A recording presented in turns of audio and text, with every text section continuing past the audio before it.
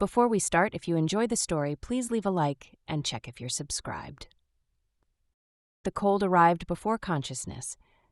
Riker Stone clawed through packed snow, lungs burning with each frozen breath. The transport crash came back in fragments. Alarms, hull breach, freefall. He dragged himself into a whiteout so complete he couldn't see his hands. A growl cut through the wind. The creature materialized from the blizzard. 4 legs, too many eyes, mandibles clicking. Vriko stalker, 600 pounds of white-furred death. It lunged. Riker fired 3 times, rolling left. Superheated rounds punched through flesh, but momentum carried it forward. He put 2 more into its skull as it thrashed. Another growl answered, then a third. He ran, heads-up display dead, navigation offline. The stalkers herded him toward a crevasse he didn't see until he fell 10 feet into it. He looked up at 3 sets of multifaceted eyes staring down. 4 rounds left. The lead stalker's head exploded. The remaining 2 scattered. Riker pressed against ice, weapon tracking empty white. On your feet, human. He looked up. Pink hair whipped in the wind, white armor glowing against blue skin. She held a rifle aimed at him. Unless you'd prefer to freeze. Riker climbed. She was tall, alien features striking, pointed ears tracking sounds he couldn't hear. The cache is 2 kilometers east, she said, then turned and walked into the blizzard. He followed because the alternative was death. The cache was a half-buried military shelter. She worked the panel and the door hissed open, spilling warmth. Inside, rations, medical supplies, heating unit. She sealed the door and lowered her weapon. Strip, she said. Excuse me? Your suit is compromised. 3 tiers, cracked faceplate, strip or freeze. He met vivid blue eyes with slit pupils, not a suggestion. He peeled off the thermal suit, and she tossed him a blanket. Sit, don't touch anything. She moved through the space with territorial efficiency, finally setting her rifle within reach. You're not supposed to be here, she said. Neither are you. I live here, you crashed. The cache was too organized for a recent arrival. Months, minimum. This is a disposal site, he said. Yes. So what did you do? Something dangerous moved behind her features. I told the truth. What did you do? The same. She laughed without humor. How disappointing. They wanted me dead for it. She tossed him a ration pack. When the blizzard breaks, you leave. Military issue rations, human stocked. And go where? Not my problem. You saved my life. I was hunting, you happened to be convenient. He ate in silence. This wasn't random. The transport had been sabotaged, no distress signal, dropped on a world that killed everything. Execution with plausible deniability. What's your name? He asked. She considered it like a trap.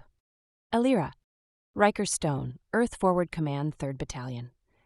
Her whole body tensed. She had the rifle up before he could blink, aimed at his chest. 3rd Battalion massacred Besher 4, she said, voice cold. 2,000 civilians. My house was protecting them. I wasn't there. But you know about it. Her finger moved to the trigger. I refused the deployment, he said quickly. Told General Harwick it violated conventions. He reassigned me. 2 weeks later, I was on a transport that never made it. Convenient story.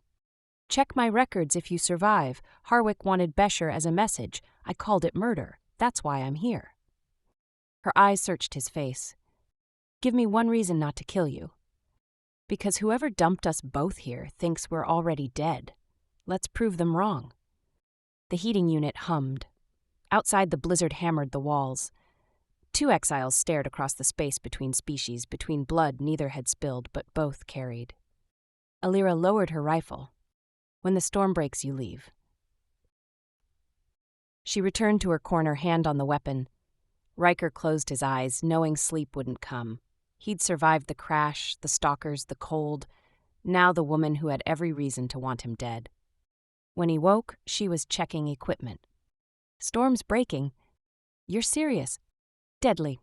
His suit was ruined, but she'd laid out a replacement. Generous. Practical. I don't want to smell your corpse. He dressed, watching her efficient movements. She'd die here eventually. The planet would grind her down. Same for him if he left. I can help, he said. With what? Survival. I've done winter training, combat engineering. I'm not useless. You're not trustworthy. Neither are you, but we're enemies of the same people. She looked at him directly, calculation in her eyes. 1 week. If you're useful, we'll talk. If you're a liability, you leave. If you threaten me, I kill you. Understood. She shouldered her pack and opened the door. The blizzard had passed, leaving ice formations that caught weak light in prismatic patterns. Twin moons hung low on the horizon. Keep up, she said. Riker followed. Whatever had brought them here, whoever decided they should die was about to learn that survival was humanity's specialty. The ice stretched ahead. Answers waited somewhere in that white vastness. So did death. Alira's base was 3 hours across the ice, a cave system fortified with salvaged equipment. She navigated frozen terrain with the confidence of someone who'd mapped every deadly crevasse. How long have you been here? He asked. Long enough to know when to be quiet. She raised a fist. He froze. Ahead, the ice rippled, heat shimmer from thermal vents beneath. One wrong step meant falling through into superheated water. She picked a careful path around the danger. He followed her footsteps exactly. The cave entrance was hidden behind an ice fall. Inside, she'd created something approaching civilization: sleeping area, workspace, weapons rack, even a makeshift shower. Impressive, he said. It keeps me alive.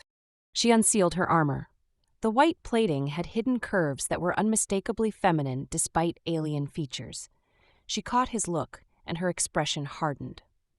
Eyes elsewhere, human. She moved to a datapad covered in schematics. Riker drifted closer, recognizing survey maps. You've been exploring. Mapping, there are things worth understanding. She pulled up a geological scan. His engineering background made the numbers jump. Energy signature unlike anything in standard databases. Massive concentration. This is worth a fortune, he said. More, this could revolutionize FTL drives, cut travel time by half.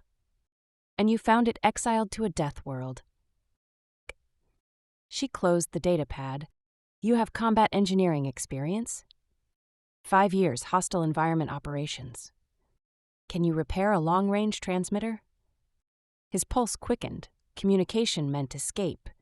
Depends on what's broken. She led him deeper to salvaged tech, most damaged beyond repair. One piece caught his eye: military-grade comm unit, human design. Previous disposal, she said, lasted 2 weeks, left useful equipment. Riker ran diagnostics. Main array intact, but power coupling fractured. I can fix this. 3 days, assuming you have parts. I have parts. Question is, do I trust you with communications? You could watch me work, or use you for your skills and kill you before you transmit. She wasn't joking. If you wanted me dead, I'd already be dead, he said. You need help. Admit it. Her jaw tightened, ears flattening. 3 days, repair the transmitter, then we discuss what happens next. She returned to the main chamber. He followed, cataloging supplies, rations, weapons from multiple species, medical supplies. How many others, he asked. 7 in 3 months. You're the first human, all dead within weeks. You didn't help them? They didn't refuse to massacre colonies. Riker set down his tools. You're never going to trust me. Trust is a luxury I can't afford. Then why keep me alive? Her back tensed. Because I'm tired of being alone, tired of surviving just to survive. She turned. If I'm going to die here, I'd rather die trying to accomplish something. The mineral deposit. If we prove it exists, transmit the data, it becomes too valuable to ignore. Extraction teams come, we get rescued as a side effect. And if they kill us to keep it quiet, then we die trying. Exhaustion showed beneath her alien beauty. 3 months alone on a death world. I'll fix your transmitter, he said. Help you prove that deposit exists. One condition. Her hand drifted toward her sidearm. Which is, we transmit to someone I trust, someone who won't sell us out. You have someone like that? Maybe, if she's still alive. Alira studied him, then nodded. 3 days. He worked until exhaustion claimed him, then found a corner and wrapped himself in a thermal blanket. He woke to her hand over his mouth, her body pressed against his in darkness. Don't move, she whispered. Don't speak. Her breath was warm against his ear. He nodded and she removed her hand. Then he heard it, voices outside, multiple contacts. Her fingers found his in the darkness, squeezed. Signal, stay down, stay silent. Footsteps crunched through snow. 4 contacts, possibly more. Scan shows heat signatures, someone said in accented standard. Could be thermal vents. Could be survivors. Boss wants anyone alive. Riker's hand found his sidearm. Illyra's grip tightened, warning. Outnumbered, outgunned. Fighting meant dying. The footsteps passed. Sector clear. They waited in darkness, pressed together, barely breathing. Finally, she moved to the entrance, peering out. "They're gone," she whispered. "Who were they?" "Corporate security, private military." His blood went cold. "They're here for the deposit." Worse, someone knows about it, someone's been watching. Even in dim light, he saw fear in her features. "How long until the transmitter works?" 72 hours. You have 48. If they find us first, we disappear. So does any record the deposit exists. Riker grabbed his tools. "Then I'd better get to work."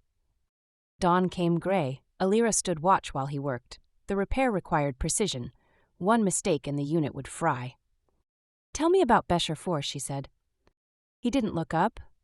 "Why?" "I need to know if you're telling the truth." Riker set down his tools. Harwick called it a strategic strike. Intelligence was thin. I reviewed the brief and saw what it was. Collective punishment. Kill enough civilians, insurgents lose support. "So you refused?" "I told him it was murder. He relieved me of duty.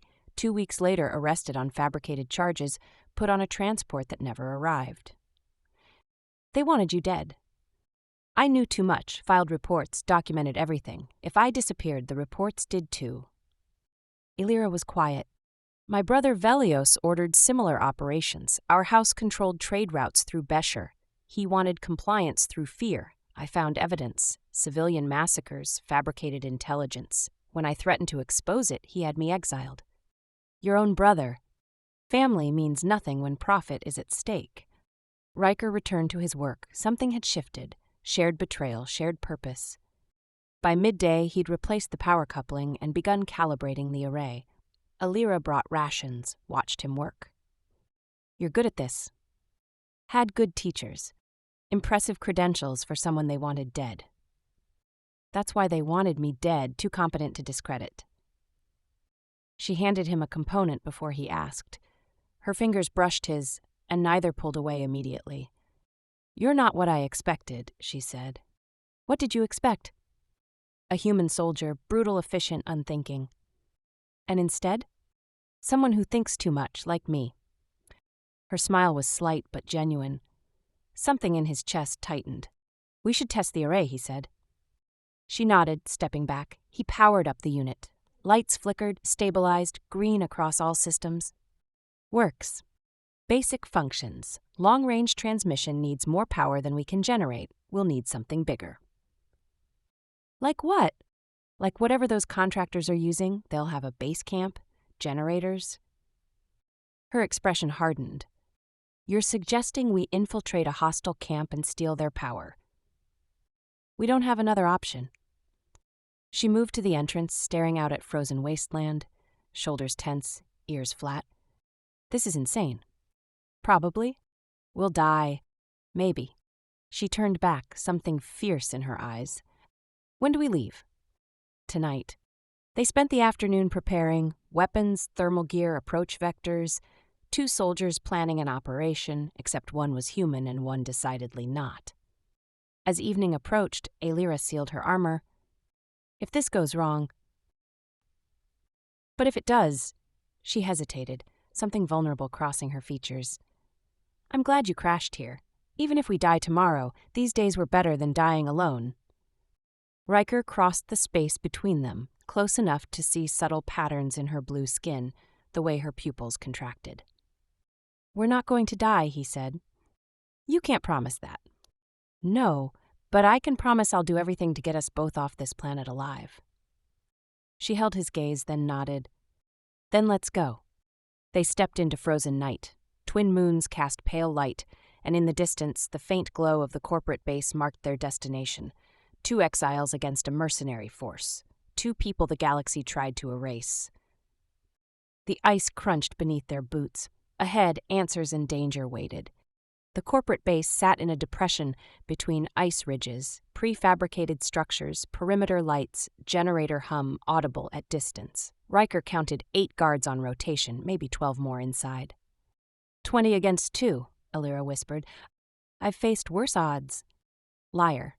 He smiled despite the tension. Okay, yes, but they don't expect anyone out here. They're cold, bored, sloppy. She studied the camp through a scope.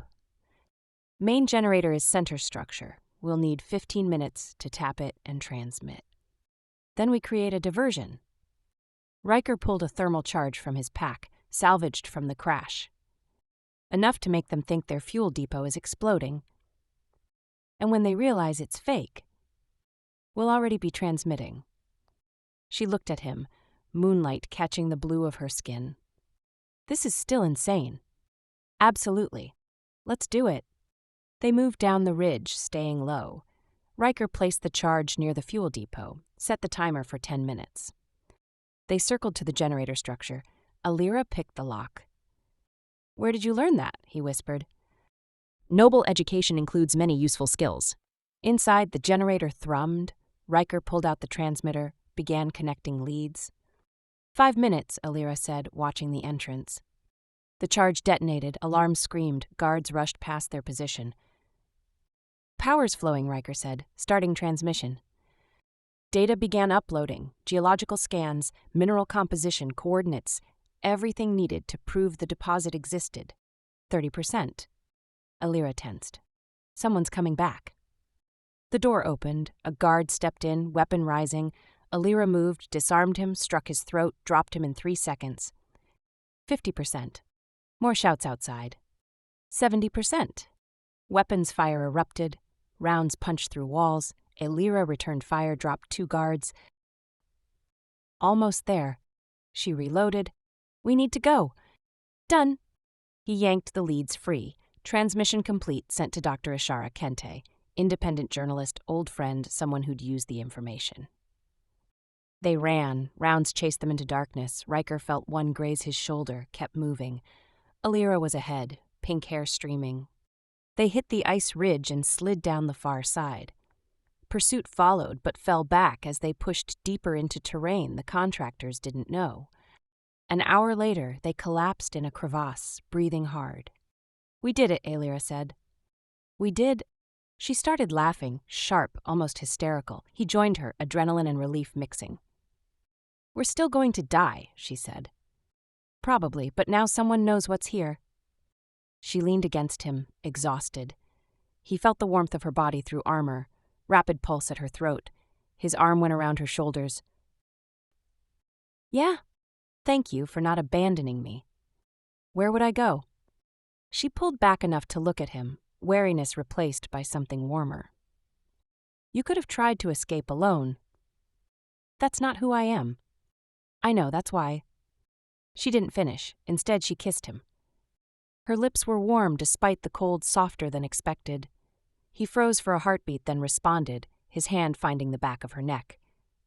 She made a small sound, deepening the kiss, and suddenly 3 days of tension ignited into something urgent.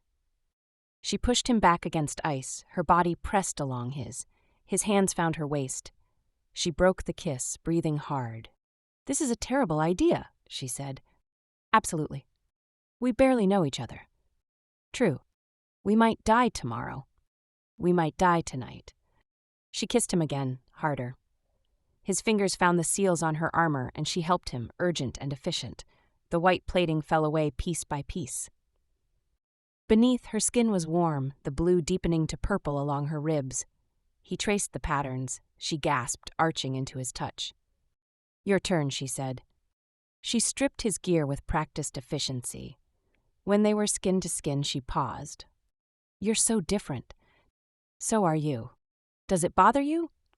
No. He pulled her down, and she came willingly. They moved together with increasing urgency, finding rhythm despite the strangeness. Her hands mapped his body while his explored hers, learning what made her gasp, what made her moan. The cold didn't matter. Nothing mattered except this. 2 exiles finding warmth, finding something that felt like hope in a place designed for death. After, she lay against him, head on his chest, pink hair spilled across his shoulder. That was, she started. Yeah, we should probably talk about it. Probably. Neither moved. Their combined body heat created a pocket of warmth. My people don't do this casually, she said quietly. Neither do mine. So what does it mean? Riker stroked her hair. I don't know, but I don't regret it. She shifted to look at him. If we survive this, if extraction comes, what happens then? We figure it out. My family will never accept you. My military will never accept you. So we're both pariahs. We were already pariahs, at least now we're pariahs together. She smiled, genuine and unguarded. I like that, together. They dressed slowly, reluctant to leave the warmth. Reality waited, hostile planet, corporate mercenaries, uncertain rescue. But something had changed, something stronger than the forces trying to kill them. They started back toward the cave. Riker's shoulder throbbed. Alira walked close, their hands brushing. How long until Kente responds, she asked. If she's alive, days, maybe a week. Then we hold out and hope. Hope isn't much of a plan. It's what we have. They reached the cave as twin moons set. Alira tended his shoulder while he heated rations. We'll need to relocate, she said. They'll search this area. Where? Canyon system to the north, 2 days if we push. Harder to reach, easier to defend. Riker nodded. They'd need to move fast. She finished bandaging, fingers lingering. Does it hurt? I've had worse. She settled beside him close enough that their legs touched. They ate in comfortable silence. Yeah. Earlier, I meant what I said about being glad you crashed here. I meant it too. She leaned her head against his shoulder. We should sleep. Long march tomorrow. Agreed. But neither moved. They sat together in the warmth of the cave, two people who'd found something unexpected in the worst possible place. Outside, Vrikos Prime howled its endless fury. Inside, for the first time since exile, neither felt alone. Dawn would bring new dangers, but for now, they had this, warmth, companionship, and the fragile hope that someone had received their message. Alira's breathing deepened into sleep. Riker stayed awake, keeping watch, one arm around her. Whatever came next, they'd face it together. The ice couldn't kill them, the corporations couldn't silence them, and whoever had tried to erase them was about to learn. Some people refused to disappear. They moved before dawn, packs loaded with everything salvageable. The canyon system was 2 days north through the most treacherous terrain on Vrikos Prime. Stay close, Alira said. The ice fields shift. What was solid yesterday might be water today. Riker followed her lead, trusting her experience. The landscape was beautiful in its hostility, jagged ice formations rising like frozen cathedrals, crevasses so deep they disappeared into darkness. By midday they reached a glacier field. Alira stopped, studying the route ahead. Something's wrong, she said. What?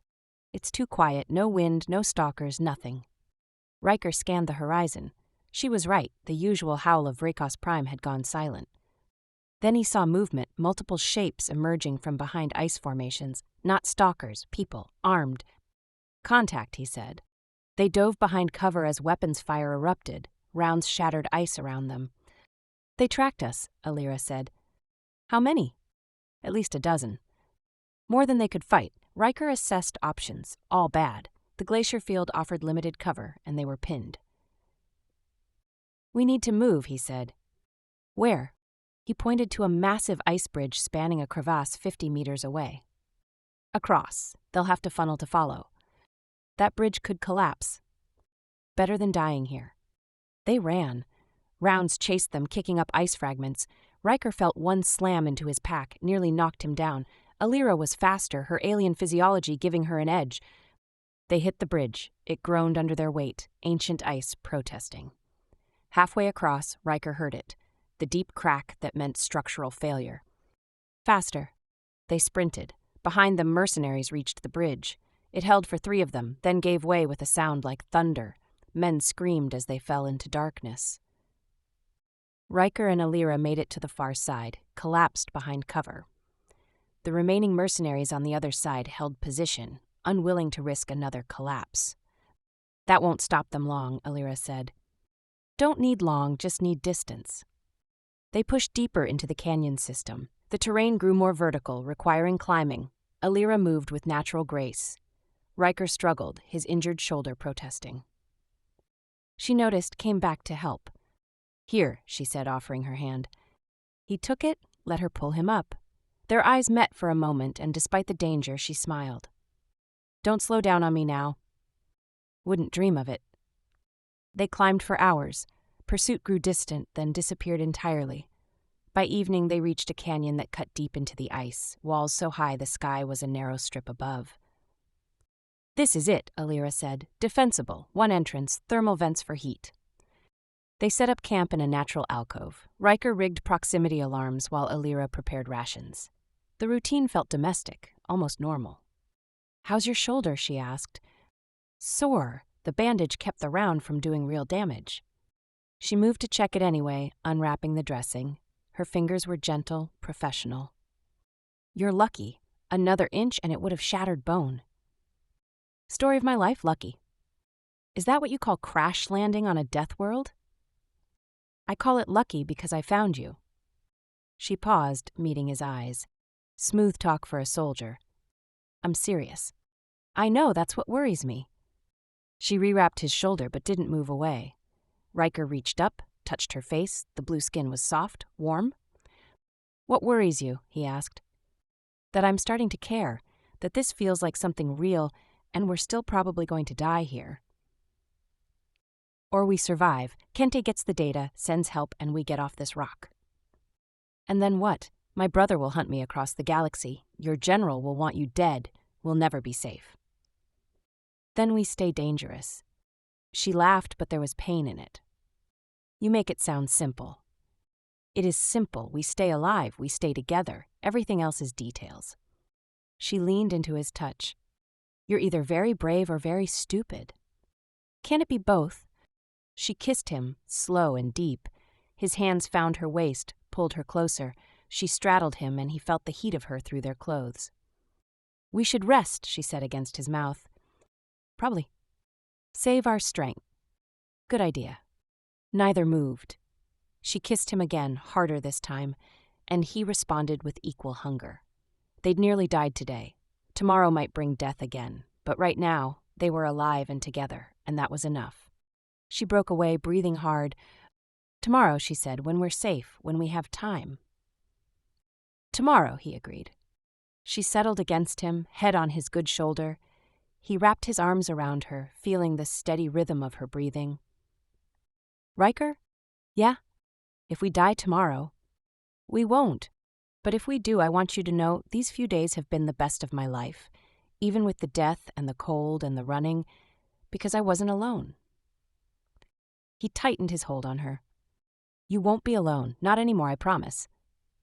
She lifted her head, studied his face. Don't make promises you can't keep. I keep my promises. Something shifted in her expression, hope mixed with fear, vulnerability she usually kept hidden. Then promise me something else. What? That if only one of us can survive, you'll take it. You'll live and tell people what we found here. You'll make our deaths mean something. Promise me.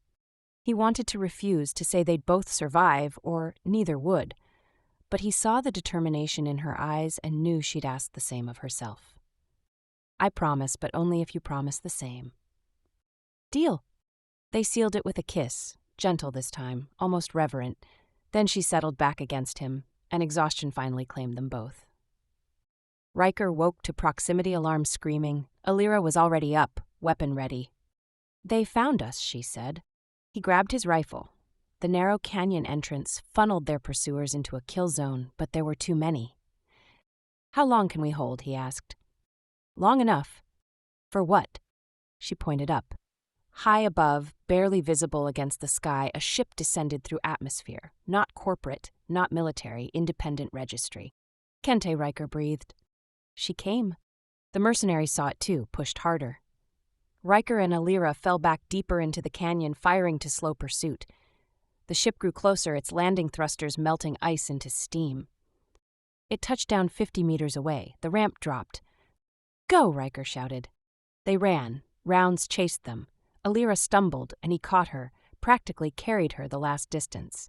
They hit the ramp together as weapons fire sparked off the hull. The ramp closed. The ship lifted, and through the viewport, Riker saw the mercenaries fall away, saw Vrikos Prime shrink beneath them. They'd done it. Against every odd, they'd survived. A woman approached, dark skin, sharp eyes, journalist's badge on her jacket. "Riker Stone," Dr. Ishara Kenti said, "you look like hell." "Feels accurate. And you must be Alira. The data you sent is already causing quite a stir." Alira straightened, finding her composure. "Will it be enough?" "Enough to bring down some very powerful people. Your brother's house is under investigation. General Harwick is facing charges. The mineral deposit has been declared galactic heritage. No single entity can claim it." Riker felt something release in his chest. They'd won, not just survival, but justice. Smiled. "You two made a lot of enemies, but you also made history. The question is, what do you do now?" Riker looked at Alira. She looked back, and in her eyes he saw the same answer he felt. "We stay together," Alira said. "Together," he agreed. Kenta nodded. "Then let's get you somewhere safe. You've got a long road ahead." The ship broke atmosphere, leaving Vrikos Prime behind. The planet that was meant to kill them had instead forged something unbreakable. Two people who'd found each other in the worst possible place and refused to let go. Kente's ship was small but comfortable, a journalist's vessel built for discretion. She gave them a cabin, medical supplies, and privacy. "We'll reach neutral space in 3 days," she said. "Then we'll figure out next steps." The door closed. Riker and Alira stood in the small space, suddenly aware they were truly safe for the first time in days. "We made it," Alira said softly. "We did." She turned to him, and something in her expression made his breath catch. Not the wariness or the careful control he'd grown used to. This was raw, open, everything she'd been holding back. "I didn't think we would," she said. "When you crashed, when I found you, I thought you'd be dead within days, that I'd be alone again." "You're not alone." "I know, and that terrifies me." She crossed the space between them, hands reaching for his face. He caught them, held them. "Why does it terrify you?" "Because I've never felt this before. This need to be close to someone, to trust them completely. My people don't form attachments easily. When we do, it's permanent." "Permanent sounds good to me." She searched his eyes. "You don't understand. For my species, when we bond with someone, it's physical, chemical, biological. There's no going back." "Are you bonded to me?" "I don't know. Maybe. I've never felt anything like this." Riker pulled her closer until their foreheads touched. "Then let's find out." She kissed him, and this time there was no urgency born of survival, no fear of death. This was different, deeper, more intentional, a choice they were both making. His hands found the fastenings of her armor. She helped him, fingers steady now instead of frantic. The white plating fell away, and beneath it, her body was lean muscle and smooth blue skin, marked with patterns that seemed to glow faintly in the low light. "You're beautiful," he said. "You're seeing what you want to see." "No, I'm seeing you." She stripped his gear with the same care, revealing scars and muscle hardened by years of combat. Her fingers traced a scar along his ribs. "What's this from?" "Shrapnel, training accident." "This one?" "Knife fight, shouldn't have gotten close." She traced another and another, mapping his history through violence. Then she pressed her lips to each one, and he felt something in his chest tighten. "Your turn," he said. She showed him a mark along her shoulder, pale against the blue. "My brother, when I refused to falsify trade reports." Riker kissed it gently. "He hurt you." "He hurt many people. I was just one." She showed him others, evidence of a life spent fighting for principles in a family that valued only profit. He kissed each one, honoring the pain she'd endured. Then there were no more words. They moved together on the narrow bunk, learning each other's bodies with time to be thorough. She gasped as he found sensitive places along her neck, her inner thighs. He groaned as her hands mapped his body with increasing confidence. When they finally came together, it was slow and intense. She held his gaze, and he saw something shift in her eyes, pupils dilating, the blue deepening to something almost luminous. "Riker," she breathed. "I'm here. Don't leave. Promise me you won't leave." "Never." She moved against him, rhythm building. He matched her, hands gripping her hips as pleasure built between them.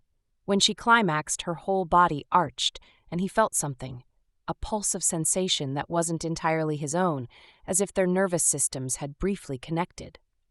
He followed her over the edge and in that moment understood what she'd meant about bonding. This wasn't just physical. It was something deeper, something that linked them on a level he didn't have words for. They collapsed together, breathing hard. She lay on his chest, and he felt the rapid beat of her heart gradually slowing to match his own. "That was," she started. "Different." "Yes." She propped herself up to look at him. "I felt you. Inside my mind, just for a moment. Did you feel me?" "I think so, like an echo." She traced his jaw with one finger. "That's the bond. It's starting." "Is that bad?" "I don't know. No one in my family has ever bonded with a human. I don't know what it means." "Then we'll figure it out together." She smiled, genuine and unguarded. "Together, I like that word." They dozed, tangled together in the narrow space. When Riker woke, she was watching him with an expression he couldn't quite read. "What?" he asked. "You talk in your sleep." "What did I say?" "My name, over and over, like you were afraid I'd disappear." He pulled her closer. "Can you blame me? This all feels like a dream." "If it's a dream, I don't want to wake up." They stayed like that, wrapped around each other, until Kente's voice came through the intercom. "We're approaching the station. You two might want to make yourselves presentable." They dressed slowly, reluctant to break the intimacy. Alira sealed her armor, transformed back into the warrior he'd first met. But her eyes were softer now, and when she looked at him, he saw everything she felt reflected there. The station was a neutral hub, massive, ancient, a place where species from across the galaxy traded and negotiated. Kente led them through crowded corridors to a private meeting room. Inside, a holographic display showed news feeds from a dozen worlds. Every one was covering the same story: the Vrikos Prime mineral deposit, the conspiracy exposed, the fall of powerful figures. "Your brother's house has been dissolved," Kente said to Alira. "Assets seized, leadership arrested. Velios himself is facing trial." Alira's expression was unreadable. "And my family? Those who weren't implicated will survive. Your younger sister has already reached out, wanting to meet." "Sirai? She says she always believed you were telling the truth." Alira's ears twitched, hope mixed with caution. Kente turned to Riker. "General Harwick has been stripped of rank. He'll face court-martial for Besher Forv and your attempted murder. The evidence you documented, combined with Alira's testimony about her people's side of things, was damning." Riker asked, "All charges dropped, full pardon, you're a free man." "Free." The word felt strange after months of running. "What about the mineral deposit?" Alira asked. "Declared galactic commons. Development rights will be auctioned, with proceeds funding reparations to Besher 4 survivors and other victims of Harwick's operations." Kente pulled up another display, a contract. "There's also this. Several corporations want to hire you both as consultants for the mining operation. You know the planet, survived it, found the deposit. They're offering very generous terms." Riker looked at Alira. She looked back, and he saw the same question in her eyes. "We'd have to go back," she said. "Yes, to the place that was supposed to kill us." "We'd be in charge this time, set the terms, make it safe." She considered it, then smiled slowly. "Turn a death world into something productive. I like the poetry of that." "So we do it? Together." They turned to Kente. "Tell them we accept," Riker said, "but we do it as partners. Equal authority, equal compensation. Already written into the contract." Kente pushed the documents forward. They signed together, hands brushing. 6 months later, Riker stood on Vrikos Prime again. But this time it was different. The canyon where they'd made their last stand now housed a thriving base. Thermal generators hummed, structures stood strong against the cold, and people, human and alien both, worked together to extract the mineral that would change faster than light travel forever. Alira emerged from the operations center, pink hair tied back, her white armor modified with the insignia of their joint venture. "The first shipment is ready," she said. "On schedule?" "Ahead of schedule. Your engineering improvements worked." He pulled her close, not caring who saw. "Our improvements?" She leaned into him, the bond between them now permanent and undeniable. She'd been right about her species. Once bonded, it was forever. He felt her emotions as echoes of his own, knew when she was happy or worried or contemplating some new innovation.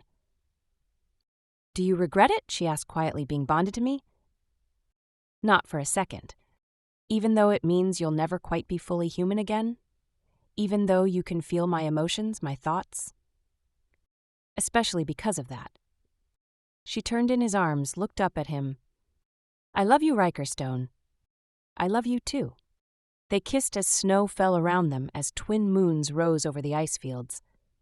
The planet that was supposed to kill them had become their home, their triumph, their future. Workers passed by, human and alien crews learning to trust each other the way Riker and Alira had.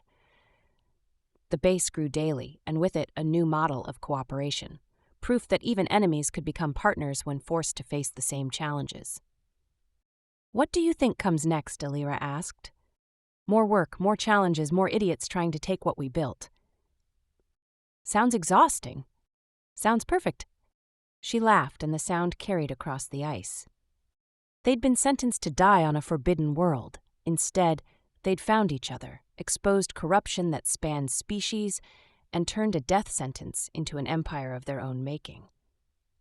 The galaxy had tried to erase them. They'd written themselves back into history. Together. The ice stretched endlessly around them, no longer a prison but a foundation. And in the distance, the mining operation hummed with purpose, a monument to survival, to love, to the stubborn human refusal to accept death when life remained possible. Riker tightened his hold on Alira. She pressed closer, and somewhere in the bond they shared, he felt her contentment mirror his own. They were home,